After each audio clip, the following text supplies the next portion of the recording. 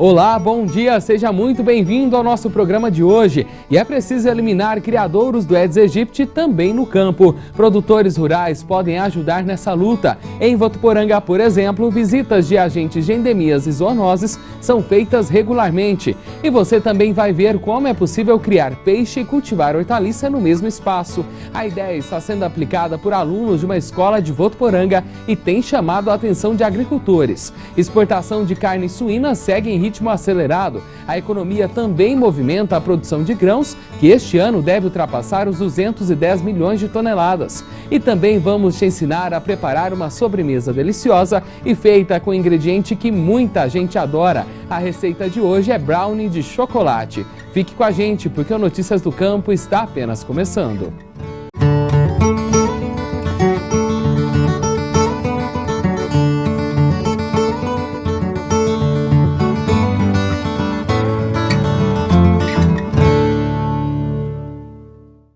As doenças transmitidas pelo Aedes aegypti, a dengue, zika e chikungunya, têm deixado muita gente preocupada. No país, milhares de pessoas já contraíram uma delas. Por isso, é importante que cada um faça a sua parte com cuidados simples que todos já sabem. E os produtores rurais também são convidados a abraçar essa causa. Aí no seu sítio, chácara ou fazenda, você pode recolher aqueles recipientes que acabam ficando jogados. Sabe aquela vasilha que fica para o cachorro no quintal, para ele beber água? Você deve limpá-la, trocar sempre a água. Em Votuporanga, que já está com a epidemia da dengue, agentes de controle de endemias e zoonoses têm visitado as propriedades rurais que ficam próximas da cidade. Lavar a vasilha do cachorro, fiscalizar a piscina e colocar os possíveis criadouros do mosquito da dengue em um lugar coberto, longe de acumular água parada. Essa é a rotina de Alexandre, que há mais de 4 anos mora na zona rural de Votuporanga.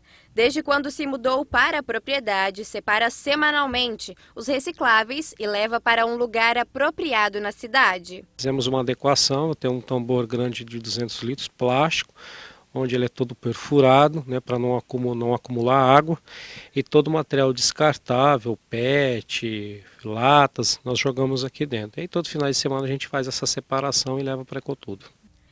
Todo cuidado ainda é pouco. É que este ano já começou com o aumento do número de casos da dengue no Brasil na comparação com 2015, segundo dados do boletim do Ministério da Saúde.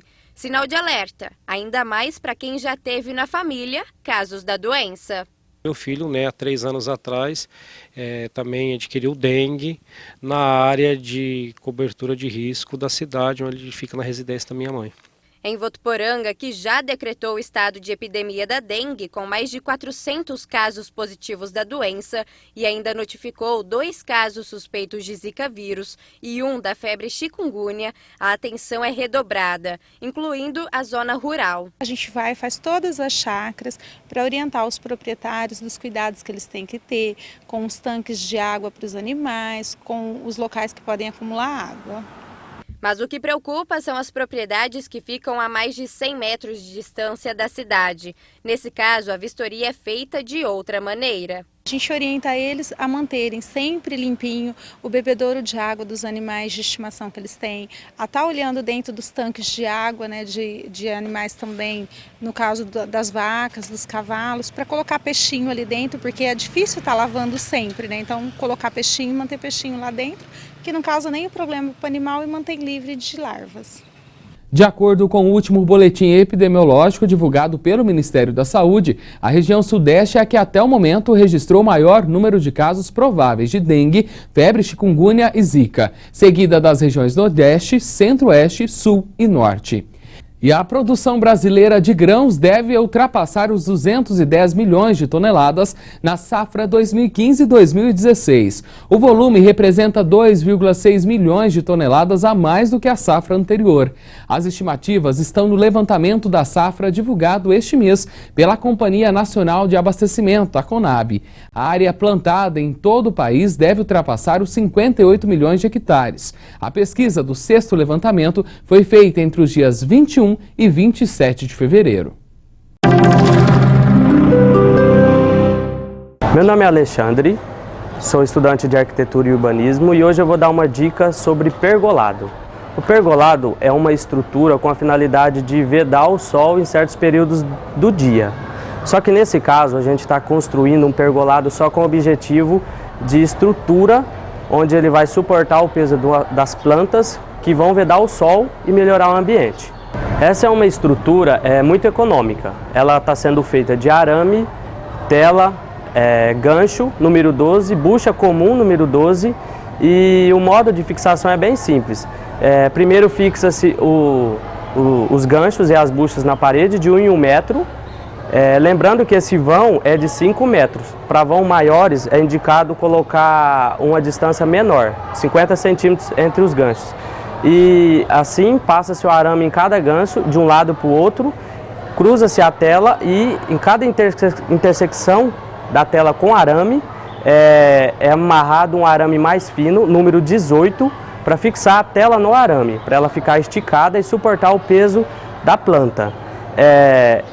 Em relação ao custo-benefício, ela tem uma grande vantagem, porque sai em cerca de R$100 o metro quadrado, com a planta, mão de obra e todos os aparatos que serão utilizados para fixar e erguer esse pergolado. Comparando com a madeira, ela tem um custo-benefício muito maior. Além de ser ecologicamente correta, ela sai cerca de R$300 a menos do que a madeira. E é muito mais fácil de montar, qualquer um pode fazer, desde que tenha as ferramentas. E é bem fácil, 2, 3 pessoas dá conta de fazer tranquilo.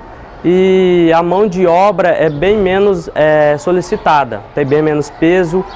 A durabilidade é até maior, porque o arame é galvanizado, ele não enferruja, então ele não precisa de manutenção.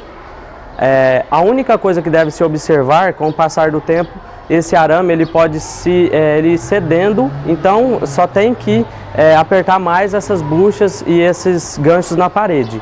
É a única observação que a gente faz sobre esse tipo de estrutura. Eu vou falar um pouco sobre as trepadeiras que dão certo nesse tipo de estrutura. Tem a Dipladenia, a Sete Belo e a Thunbergia. Eu estou aqui com a Thunbergia, que é muito boa para esse tipo de estrutura. Ela está num vaso que custa cerca de 25 a 30 reais.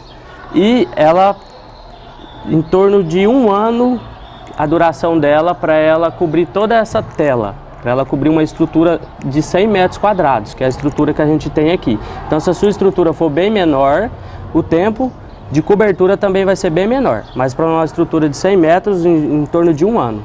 Lembrando que para esse espaço de 100 metros, a gente necessita de 5 Thunbergias colocadas em locais estratégicos e bem dimensionados, com as distâncias entre si calculadas, de forma com que todas elas fiquem uma distante da outra com a mesma medida. Essa é a Thunbergia, como vocês podem ver aqui, ela já está como se ela já estivesse pegado na estrutura, e ela dá flores rosas e não precisa de apoio para ela se enrolar na estrutura. Ela sozinha, como toda trepadeira, ela caça lugares para se desenvolver. Então ela vai andar sobre a estrutura sozinha, não precisa de nenhum auxílio.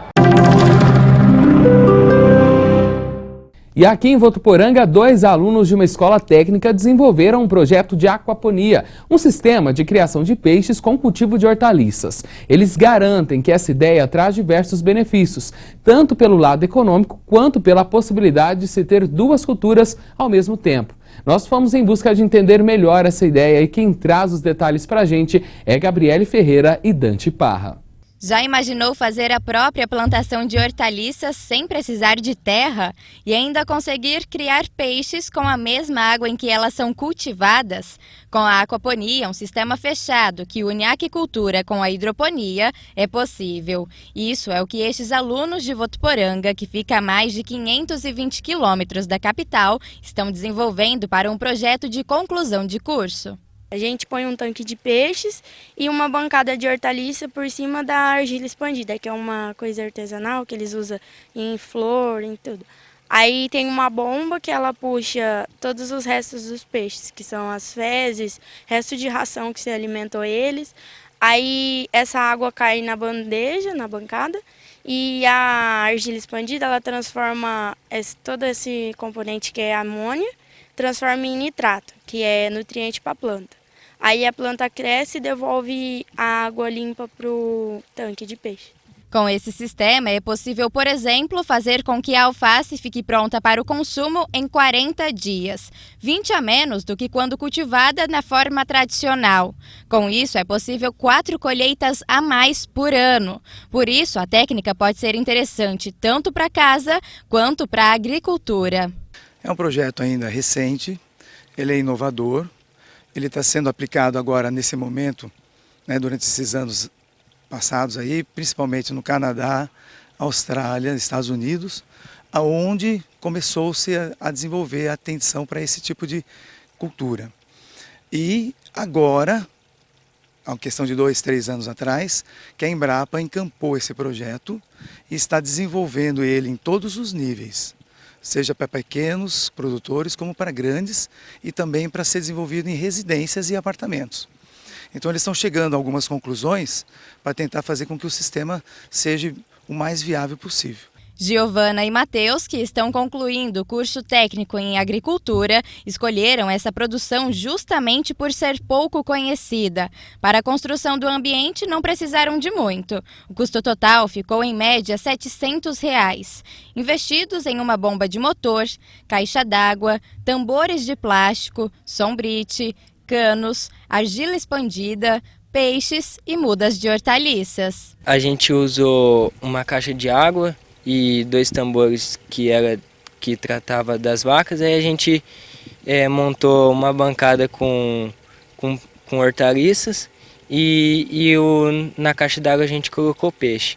E a gente colocou argila expandida. Segundo a Embrapa, a empresa brasileira de pesquisa agropecuária, esse sistema de criação de peixes associado ao cultivo de hortaliças pode economizar até 90% de água em relação à agricultura convencional. E além disso, não prejudica o meio ambiente, já que não tem a utilização de produtos químicos. Um sistema fechado, com uma economia muito grande de água, né, em torno de 90%. E isso aí vai fazer com que os custos, né, vão se reduzindo vertiginosamente. Muito legal essa ideia, parabéns para o Matheus e também para a Giovana. Agora, mudando um pouco de assunto, os preços do milho seguem em alta em todas as regiões do país, de acordo com o Centro de Estudos Avançados em Economia Aplicada. O motivo, segundo o levantamento, é a demanda aquecida do setor, que atingiu no início do mês o preço de R$ 47,49 a saca de 60 quilos, com alta de quase 9%. Segundo pesquisadores do CPEA, além das chuvas estarem interrompendo a colheita da safra de verão em muitas regiões, o que limita a oferta interna, produtores se retraem à espera de preços ainda maiores. Agora vamos para o intervalo. A seguir tem orientações sobre o sistema de vacinação para proteger o seu rebanho. E na receita da semana, uma dica deliciosa. Já pensou em preparar em casa um brownie de chocolate? Você vai ver como é simples e fácil de fazer. A gente volta já já.